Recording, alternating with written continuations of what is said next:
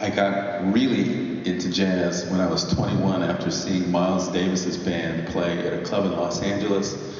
Keith Jarrett was the pianist,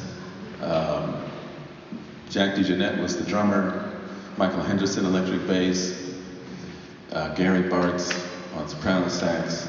I left the club that night completely changed, and I mean on the molecular level. You know, my molecules had all changed.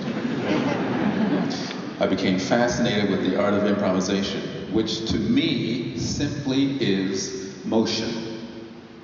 Improvisation is motion, which means that you start singing and you keep going. That's all.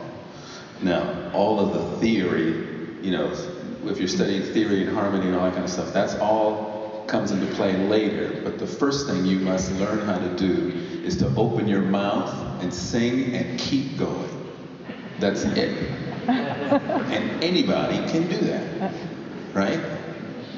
Kids do it. They know nothing about theory. They know nothing about scales and modes yet. The more knowledge that you have, eventually you use that stuff. But in the beginning, the most courageous thing you do is to set yourself a goal. I'm going to sing for 5 minutes. I'm going to sing for 10 minutes. You start and you keep going. Now, I can tell you 2 minutes down the line, if you're not used to doing this, you're going to want to stop. Every molecule in your being is going to be screaming to stop for several reasons. It doesn't sound good. You know, you have no idea what you're doing. Your scales are wrong. Your intonation is lousy, etc., etc. You know, you'll have your own personal reasons for stopping, but you mustn't stop. You just keep going, and you do it every day. When I started singing as a soloist, when I made the decision that I wanted to be a soloist without a band, I could see the image of myself on stage, but I heard nothing.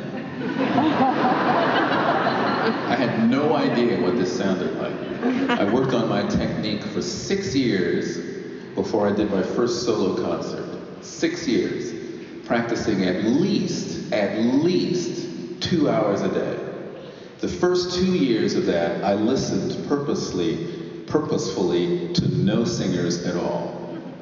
None. Because I'm a very impressionable person. I knew that if I started listening to other singers, I would find a singer that I liked, and I would latch myself onto their style, and I would never be free. So I decided not to listen to singers, and I did that for 2 years. And then the next 4, I just would take my tape recorder with me wherever I went. And since I'm a singer, I have my instruments with me all the time. I don't have to take it out of a box or a case or anything, you know. And I could just sing, and I would sing all the time, you know. The reason that it's worked, there's a couple of reasons why it's worked for me. One, people can tell that I love what I do. I mean, I love what I do. I have a great time. It's fun. The other reason it works is because what I don't sing, you hear. Mm-hmm. Your mind makes up for the spaces. I mean, I give you enough information when I sing, and when I don't sing, you hear it anyway. Yep. Go figure, that's the mind, you know? So my instrument is not only me up here, it's you out there. So you are my instrument just as well as I am. I might be the facilitator, the sound might be coming out of my mouth, but your ears hear what I don't sing. That's why it works.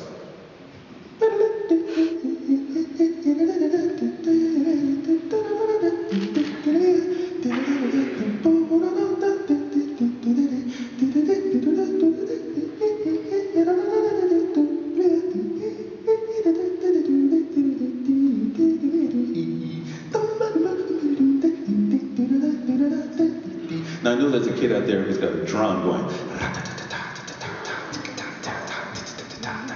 you know, I mean that's one thing you could hear, and the other thing you could hear is boom, boom, boom, boom, boom.